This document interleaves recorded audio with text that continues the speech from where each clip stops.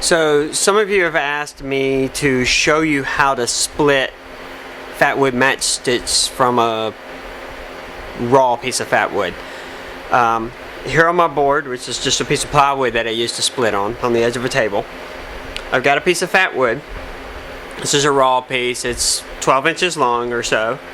A piece that I harvested actually out of the stump that you saw on the web. So I'm going to show you how I do this. The first step is to take this over to the bandsaw or to use a handsaw to cut off a measured length. And I typically go about 2 inches. So I'm going to go do that and I'll be right back. Okay, so now I'm back. And I've taken my piece of fatwood and I've cut my little 2-inch block off the end of it. So we set this aside, so you don't need it right now. You'll need a few tools, nothing major. So we'll set my fatwood block there. I've got a little bitty hammer. This is just like a little tack hammer. It's a little $5 Walmart jobby or whatever. I've got a knife, and in this case I've got a more, I think it's a 740, and you'll notice on the blade you can already see it's pretty gummed up. By the way, this resin will just clean right off of this blade with just a little acetone or probably even some Goo Gone or some Goof Off. And my most important item are my gloves. So first step is I have my 2-inch block. I look at it and I look at the way the grain goes, okay? And since the grain runs this way and this way, or along the length of it, that's the way I'm going to split it. Now I typically split along the widest portion. So it's really simple. I just take my knife, I'm going to switch it around here, and I hold it in place, mark off about 1/8. I don't know if you can see that, but there's about 1/8 of an inch off. Let me see if I can position it for the camera better. And you can't push this through. It's solid. So I just take the hammer and just gently tap it through. And eventually it'll split off. I hit a little knot hole there, but that's okay. And I just do that throughout the whole wood. I set my pieces aside and just keep splitting little pieces off there, about 1/8 of an inch thick. This knot hole is causing some problems, but it's not that big a deal. I'm going to split off the other side. So, I mean, if there's dirt or anything, I don't usually worry about it. I keep the dirt on, you know, I'll clean it up a little bit with a wire brush. And, you know, it's a Mora knife, so I don't worry about hammering on it with a real metal hammer. Sometimes I use the rubber mallet if I don't want the noise. But you have to hit it a lot harder. So I'm cutting off slabs, and this one's a little thick because of the knot hole, so I'm just going to clean it up really quick. Kind of take a shave off, and I'll put this aside in my little cup that I have that I keep extras in. So this is what I got out of this one little piece of wood. I've got, what, 5 slabs here.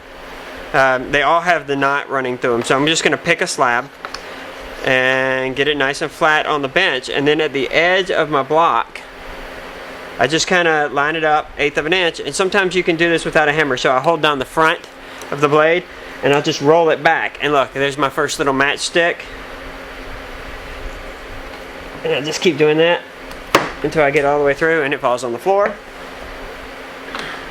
So I've got 2 matchsticks so far out of this one little piece. Turn it around because that knot hole's messing me up.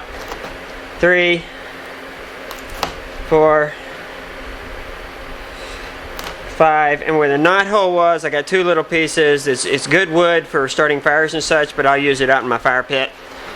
And so I got 5 matchsticks out of that one little piece that are decent size, and I'll just keep running through these pieces until I get a bunch of matchsticks.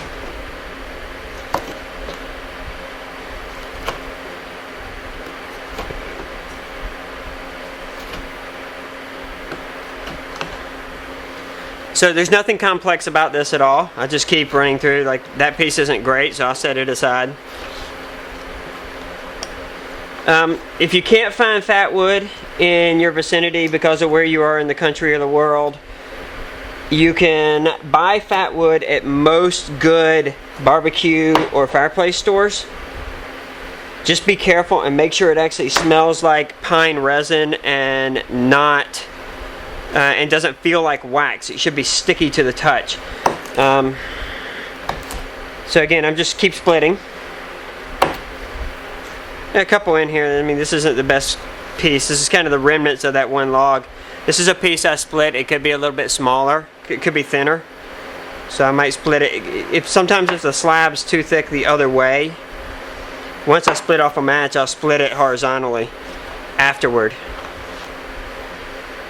I kind of average about an 1/8 inch square. My matches are about 2 inches long. You know, that's just an average. Sometimes they're as wide as a 1/4 inch. Kind of 3/16 inch. There's no magic to this. Just split it off. So out of this one little block of wood, I'm probably going to get 25 or 30 matchsticks, and I'll split all of it in just a few minutes, and that's no good because it's really thin on the end. So, and that's got the knot in it. So that's what I've got right there, is a bunch of matchsticks ready to roll. Clean your blade up, use a little acetone or fingernail polish remover or lighter fluid, or also even charcoal starter. So that's for all of you who wanted to know how to split matchsticks.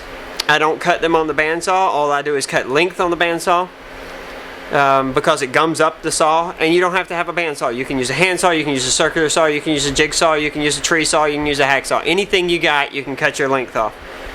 So this little piece of wood right here that I started with will probably give me in the neighborhood of 100 plus matchsticks. And it's not a very big piece of wood. Okay? Thanks.